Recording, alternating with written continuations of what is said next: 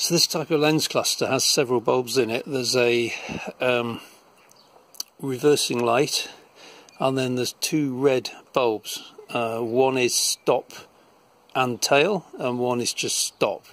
And if we come around the back, I've been studying the wiring diagrams, and it's probably hard to see this. Right, yeah. The reversing light has a purple wire to it. I don't know if you can see that, but yeah, it is kind of purple. Right, the next one along has a black wire to it and a green wire. That's got two filaments, that bulb. There's the green wire goes to the flasher filament. The black wire goes to the stop slash tail filament.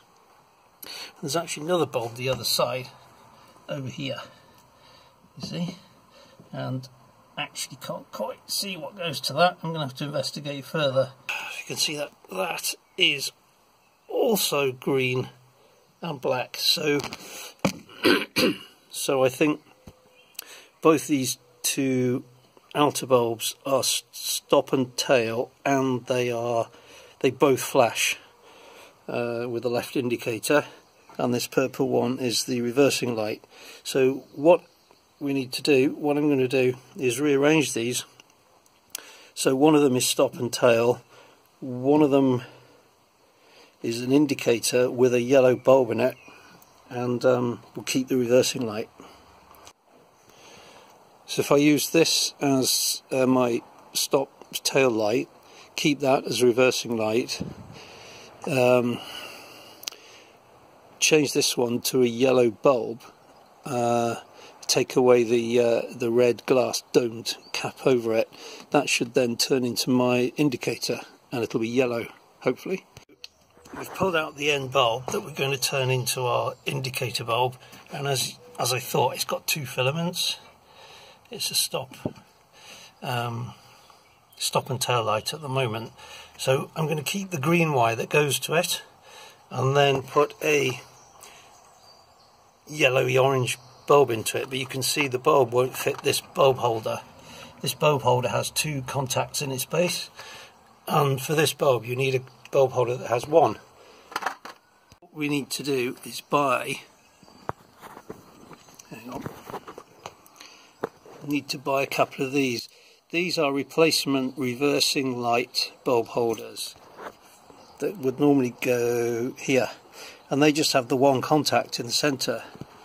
So if I shove wire in one of these, plug it into this hole, connect the green wire to it, there, and put one of these tinted bulbs into it, then that should work, I think. So we'll see. As you see, I've drawn lots of diagrams, and I've got lots of more diagrams, and I've worked it all out, so let's see what happens.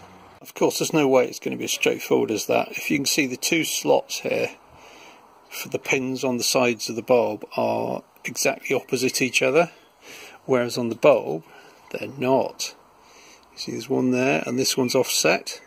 So the secret, well, the bodge that works best maybe, is I've filed, I don't know if you can see that, I've filed one of the pins off, so we now just have one. The problem with that is when you put the bulb in and turn it, it springs back with the spring that pushes on here at a bit of a wonky angle. So what I've done is I've, using a pair of these grips, I've just very carefully squeezed the sides of this together, bit by bit by bit, until the bulb just goes in, but it kind of grips the bulb, and then when you twist it into place, even with just the one pin, the bulb stays straight and doesn't sort of spring half out like that, because normally these are a bit of a loose fit, to be honest. So that seems to work, so we've got around that problem, hopefully. So that's gone into place. It's reasonably straight, it's, you know, good enough, and I've checked it makes contact, so we'll carry on. Right, I had to snap off, sorry about the background noise, I had to snap off one of these prongs here. So if you look at the hole, there's a tab, hang on, If you look at the actual hole, there's a tab here, it's not perfectly circular. So that lines up with that gap that I've just made. So you can see there, that's gone into place pretty neatly now. So the other thing to do is, this is going to be a stop light, stop tail light now, not stop tail and indicator. So we're going to cut the other green wire that would make the indicator filament flash, and just cut it and insulate the end.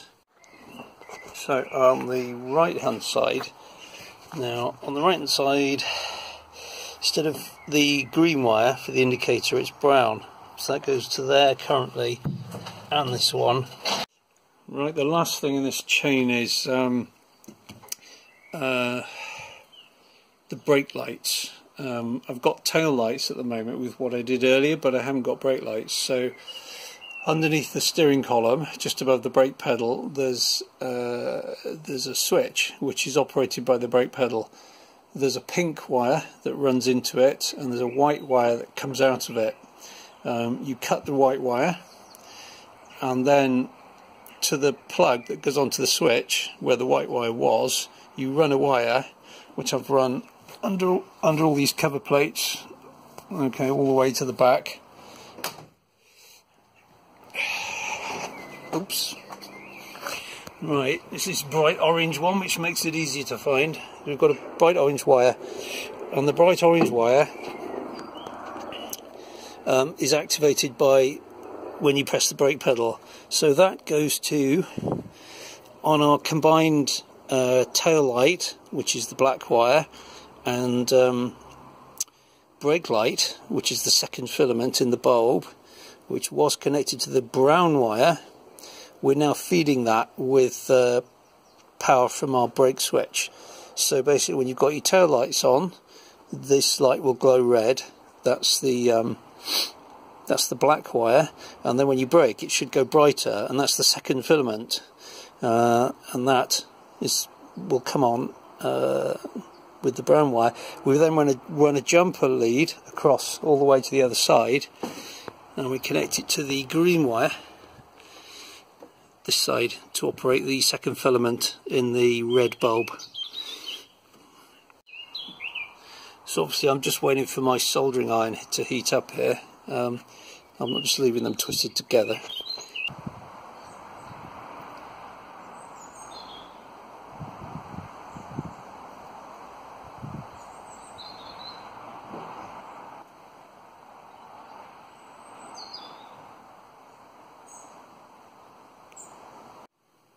One thing I need to point out is there are actually two types of these Mopar C-body rear indicators. They're generally this shape. For 1 year, 1965, they had these clear lenses, and then after that they went to red. But there's also another difference. Some have twin lights here for indicators and park, and then another light for reverse, and some just have one. You see how this one just has one? I think this is from a Newport, but I'm not quite sure of the era. But just beware, because when you're doing, if you're trying to do a light conversion to UK spec, you don't have the option of two bulbs, the outside one of which you can then convert to yellow. You just have two bulbs. So in this case, if you're trying to convert this to UK spec, you'd probably sacrifice your reversing light and use that, put an amber bulb in there and rewire that so that flashes. But if you've got twin red bulbs here, then you can use the outer one with some fettling and convert that to a yellow flashing indicator. So just to add more complexity to things, you need to be aware of which light you've got.